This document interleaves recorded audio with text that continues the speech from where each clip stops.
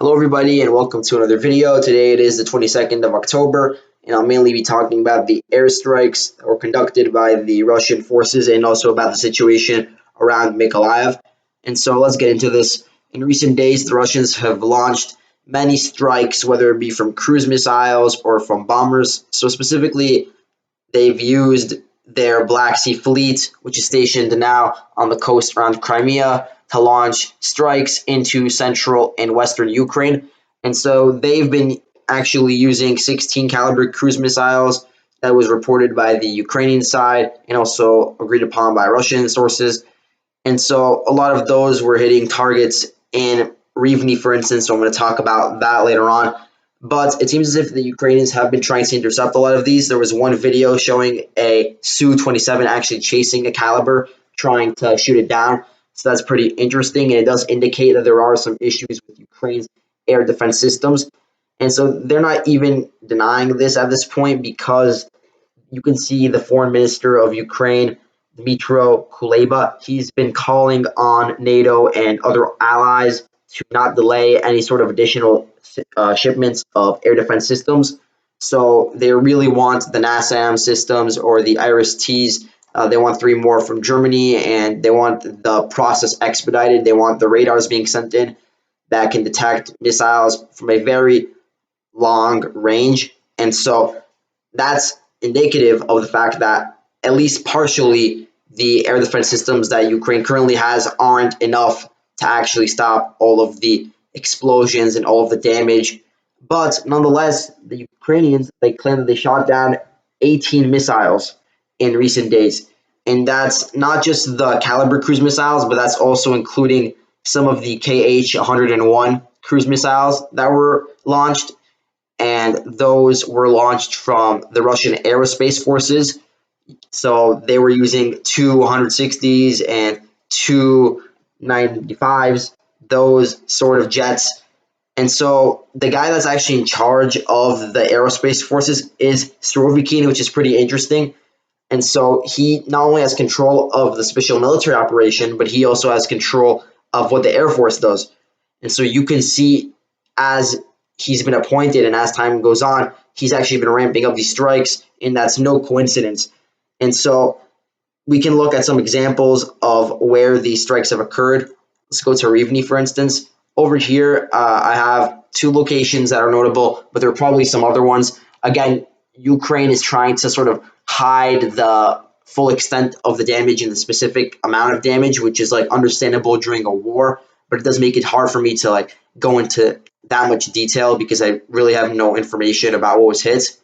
Here we actually do have a video of the Rivne substation being hit, and so that caused a lot of disruptions to the internet and to the electricity today.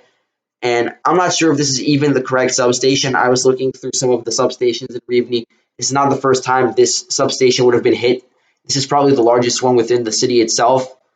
It is possible, though, that one of the smaller ones was hit, but I did hear the substation being described as high voltage. This one specifically is 130 kilovolts. And so, yeah, there were some blackouts over there today. And there were also some blackouts in the neighboring areas because it's all connected. Also, as reported by the local sources, that the Dunger fertilizer plant was hit over here, and so that caused some disruptions to the mineral fertilizer production in this area.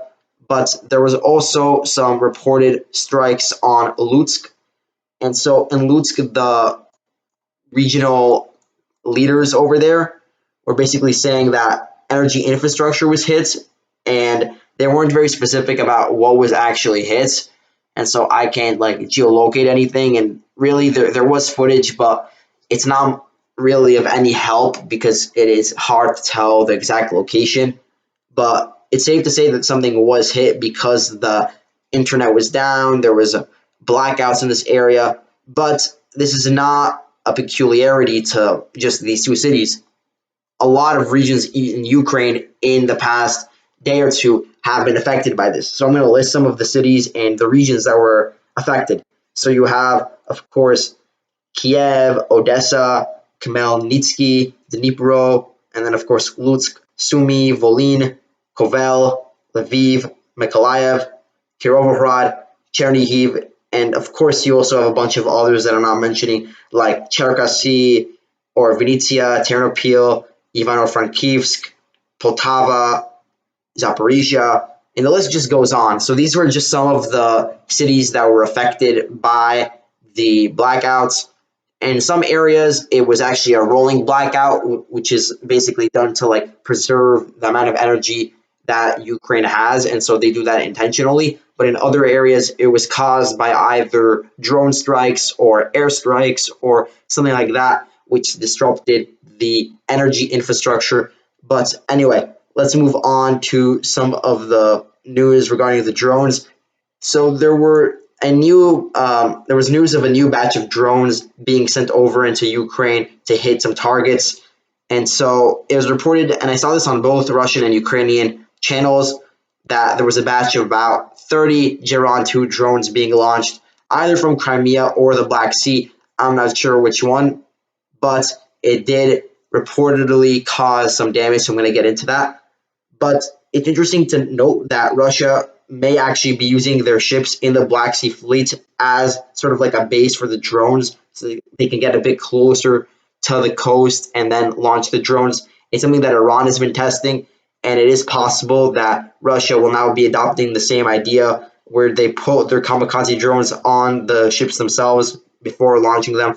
And it would sort of go like hand in hand with the rumors that there are drone instructors coming in from Iran. Not a lot, according to the Western media, but there are still some that are on the ground, apparently. Of course, there's no proof of this yet, but it would make sense because you do need to have like people who actually know how to operate the drones. That can be happening though somewhere else. It doesn't have to be happening in Crimea necessarily. But anyway, the drones that were launched, they were just like airborne for a few hours. There were some videos released, but again, all these videos are like recorded at night, and it's very difficult to like ascertain what's going on, and so it's not very helpful even to like watch those videos, I'd say. But just for everyone's information, they were reported around areas like Odessa, around Ochakiv as well, this key city on the coast, very close to the front lines as well, and also in Mykolaiv, even in Poltava, interestingly, but mainly centered around southern Ukraine. These strikes on Mykolaiv come right after the news that there was a total power outage in the city. And so the city has about like 500,000 residents, but that number might be less since the beginning of the war anyway. That was very detrimental to the civilian population over there. But despite that fact, the Ukrainians actually reported that they had shot down 10 Shahed drones in the recent days, which is, of course, possible. And that isn't necessarily a bad thing for Russia because they send out these drones in batches. And so they're expecting some of them to get destroyed. But the point is to sort of overwhelm the air defense systems. And so at least a few of them can get past them and hit the targets. And so that had to have happened because we did see those outages in Mykolaiv. And it did cause a lot of mayhem, basically, to the civilians, which is why the mayor in the city, he actually announced that he's urging all of the residents to leave as soon as possible. And he said that it's due to the destruction and that they should only return once the hostilities were over. And he said that the city itself may not be able to provide residents with the necessary heating that they might have, especially going into the winter. And so he said that they would at least try to restore the heating in the apartments after it went down yesterday, and that in like private houses, the residents that are still there would be provided with pot belly stoves and firewood. But anyway, it's interesting to hear the statement come a day after the statements from the local administration in Kherson, where the local authorities there are now urging everybody to quickly evacuate due to the threat of what they say are Ukrainian terrorist attacks, whether it be from like closer range shelling or something like that. And so what the local officials are saying is that 25,000 people have already went from the right bank of the river to the left bank of the river and have been successfully evacuated. The governor of this oblast, Vladimir Saldo, said that the evacuation will sort of be gradual and that it won't happen all at once. Apparently, there are about 60,000 people on the right bank of the river still that are under Russian control. And so those people will have to be evacuated within the next few days, especially if something is heating up in the few upcoming days. But interestingly, the internet connection was down a few hours ago, according to NetBlocks in Kherson City. So it seems as if the Russians are sort of like wanting to get everybody out of there as soon as possible now. And the reason is probably because they want to turn Kherson itself into a fortress in case the Ukrainians are able to overrun their defensive positions. There will be zero civilians in the area. And just think of it. There's so many high-rise buildings in here. It's so very dense compared to the fighting that's going on right now. It will be very difficult for Ukraine to, first of all, break through whatever defenses there are to the north of Kherson around Chernobyivka, because there have been satellite images showing that there were trenches set up by the Russians in this area. So they have dug in. And this is even acknowledged by the higher-ups in the Ukrainian command. They are cognizant of the fact that Russia has set up extensive fortifications in this area. They also know that the Russians will then have basically the entire city to themselves just to operate without the threat of having to worry about civilians being like in the way. And so just getting rid of the civilians is a good strategy. And perhaps that's what Ukraine is doing in Mykolaiv as well, but I would not understand why they would do it if the fighting is closer to Kherson than it is to Mykolaiv. So I really don't know. There's a bunch of speculation regarding that, but I myself cannot give a good explanation besides the fact that they're just legitimately concerned about the situation in the city and that there's no way that they'll be able to provide heating to the amount of residents that are still in there.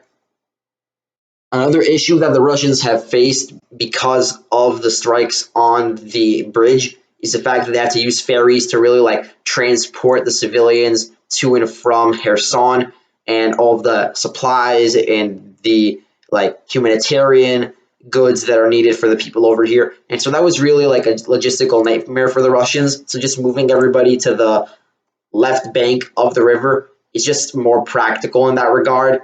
So now we're going to have to see what happens next. But in the meantime, I have seen a large amount of rumors that the reason why Mykolaiv was evacuated is because some sort of like nuclear weapon was moved into the city. And so this is a pretty ludicrous claim because, first of all, imagine if it was detonated as sort of like a false flag attack against the Russians.